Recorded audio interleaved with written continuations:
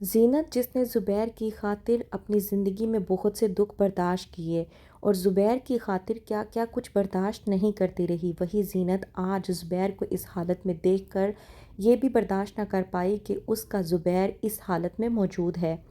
کہتی ہے زینت زبیر سے کہ میں نہیں چاہتی کہ میری بیٹیاں تمہیں اس حالت میں دیکھیں، میں چاہتی ہوں کہ میری بیٹیوں سے ملنے سے پہلے تم اپنی حالت کو سدھار لو، اپنا علاج کرواؤ تاکہ تمہاری بیٹیاں تمہیں اس حالت میں دیکھ کر دکھی نہ ہوں۔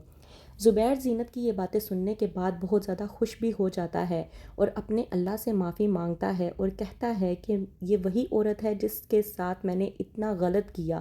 جس کے ساتھ میں نے اتنی ظلم و زیادتی کی، آج وہی مجھے اس حالت میں بھی دیکھ نہیں پا رہی، اور میری ماں اور میری بہنیں جن کی خاطر میں کیا کچھ نہیں کرتا رہا اور جن کی خاطر میں نے اسی عورت کے ساتھ ظلم و زیادتی کی،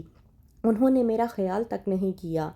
وہیں پر زبیر زینت کے کہنے کے مطابق اپنا علاج کرواتا ہے اور اپنی آنکھوں کو ٹھیک کروانے کی کوشش کرتا ہے تاکہ وہ زینت کو اپنی زندگی میں واپس لا سکے۔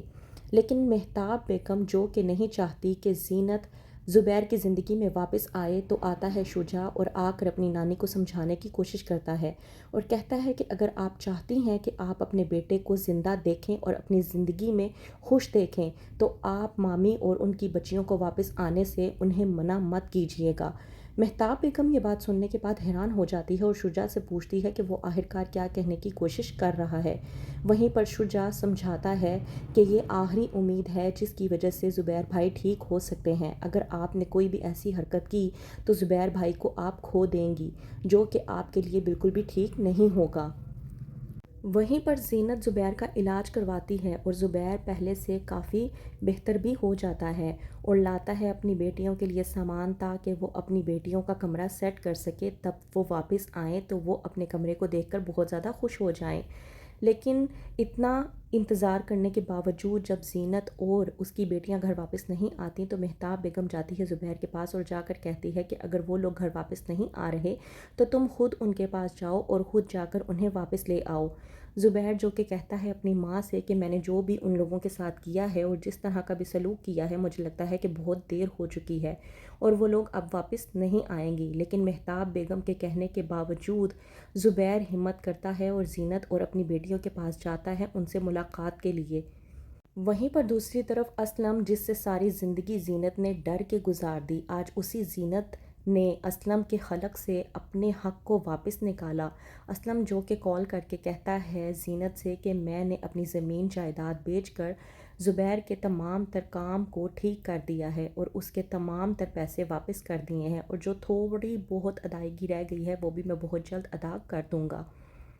اس بات پر زینت خوش ہو جاتی ہے کہ اس نے آخرکار اپنے شوہر کے کاروبار کو بچا لیا۔ وہیں پر شجاع جو کہ زبیر کو اپنے ساتھ لے کر آتا ہے زینت کے گھر پر، تو زینت کا گھر دیکھنے کے بعد زبیر کی آنکھیں پھٹی کی پھٹی رہ جاتی ہیں اور وہ سوچتا ہے کہ میں کیا کچھ سوچتا تھا کہ یہ عورت میرے رحم و کرم پر چل رہی ہے، لیکن ایسا کچھ نہیں تھا۔ زینت نے اپنے پیروں پر اور اپنے بلبوتے پر بہت کچھ کر لیا ہے۔